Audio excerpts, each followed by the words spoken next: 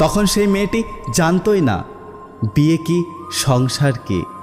অথচ বিয়ের পর সমস্ত সংসারের দায়িত্ব তার উপর চাপিয়ে দিল।